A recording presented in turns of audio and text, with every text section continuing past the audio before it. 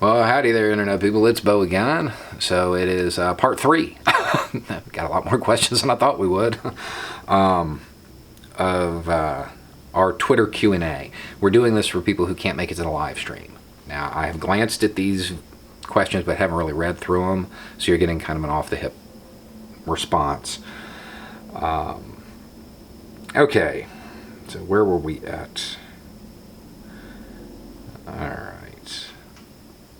If a general, wow, jumping right into this one. If a general strike movement does build up, do you see a possibility to have emergency services, EMT, fire, police, join such action like in France? If so, who has the numbers to mobilize on behalf of the state military? A general strike is probably not something the government would call the military out for. Not even the National Guard, as long as that strike was a general strike at home, basically sheltering in place. What's happening right now? Now, if there were large-scale rallies, you might see a response from the National Guard, but it would be localized. It would be localized. I don't foresee, from a defense standpoint, you would not want to mobilize your military against your own people on that scale, simply because there are a lot of countries out there that would love that and might take advantage of it.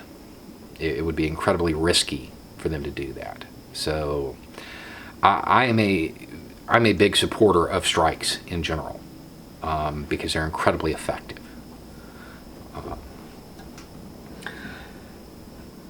Is there a path towards liberating institutions from government control without having to rebuild them entirely?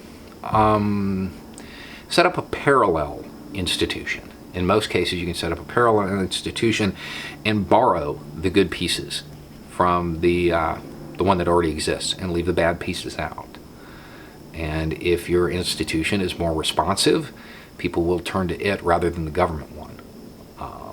And then in that manner, you can defeat that government institution by ignoring it.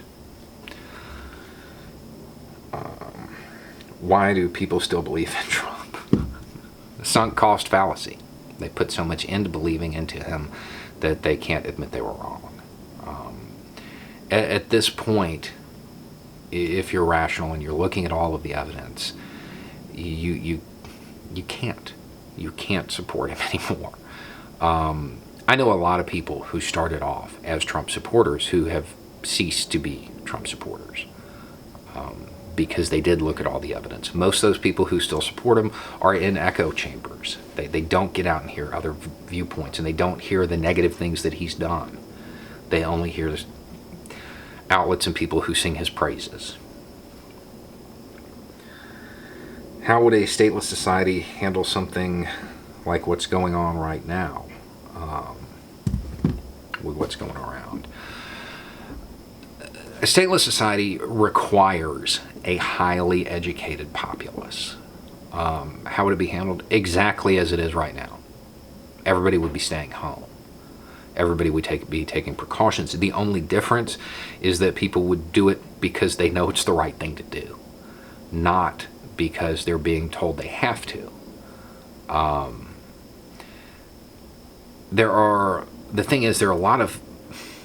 a lot of things that could still be going on right now if people were smart enough to take the precautions, if they were educated enough to take the precautions that they should while those activities were occurring.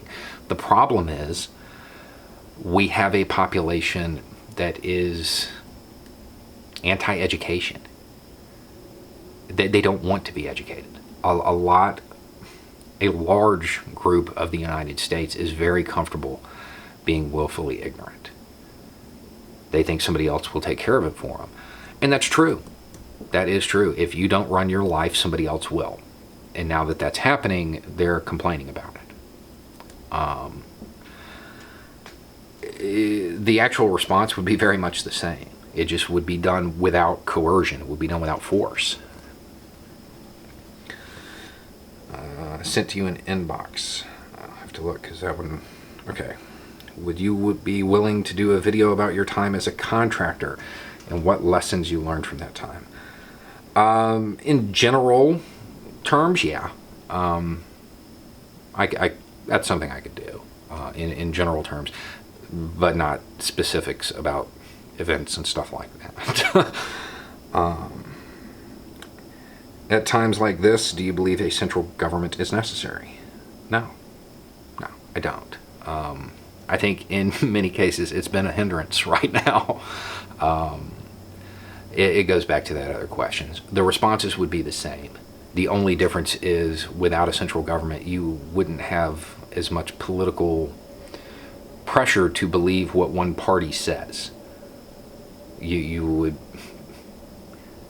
if you're going to build boots, if you're going to make boots, you consult the boot maker. And an educated populace would know that, and they would turn to the doctors. They would get the advice from them. They wouldn't get it filtered through what's best for whatever political party they enjoy. Opinion on goats. I like them. They're funny. That's probably code for something I don't understand. Clearly there is need for revolution after this, and you often state armed would be the worst option. So is general strike the best option? I often think that we are producers and consumers, so if we can unite, we can change the game. Your thoughts on how this can be achieved? I think a general strike could be a fantastic thing if, depending on what the requests were to return to work. It all depends on how it's done. You know, the devil's in the details on stuff like this.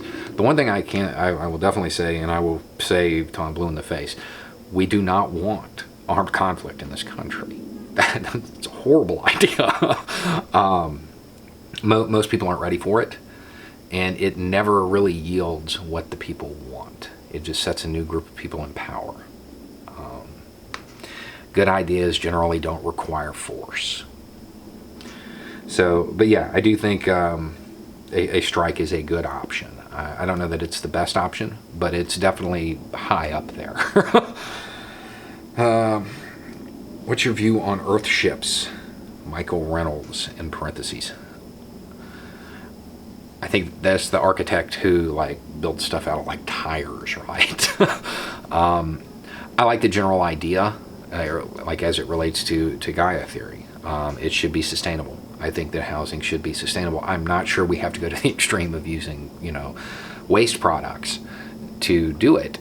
But at the same time, I think he does that to highlight how much use is being thrown away in those products. I think there's a political motivation behind that. All art is political on some level. So what are your views on them? Yeah, I think they're a good thing. I don't think that they have to go to the extreme that Michael Reynolds, I really hope that's the right guy, does. But I definitely like the idea of building more sustainable living and things that are within harmony with their surroundings. How do we deal with the stress after coming out and not being yourself? My state plans to lift the shelter May 1st, and I'm supposed to go back to work when the doc allows, but the anxiety and my conditioning has me down. Also, not trying to pass it to family, doubts to family.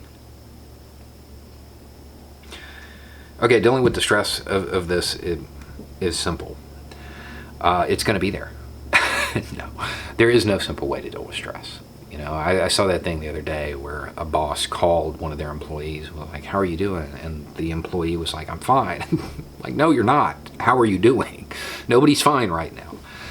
I think one of the key things to dealing with it is understanding that you are stressed. We all are. We all show it in different ways, but we're all stressed. And finding the mechanism that allows you to deal with it, because it's going to be very different than the mechanism that allows me to deal with it. I wouldn't be able to give you advice on that without really knowing you. Pros and cons of a military coup. Want to understand the logistics and policy. Would the military be in charge until November? In the United States, I don't see I don't see that as a likelihood. I think they're just going to run out the clock. And that's never something you really want, because it's, once you attain that level of power, it's very hard to give it up.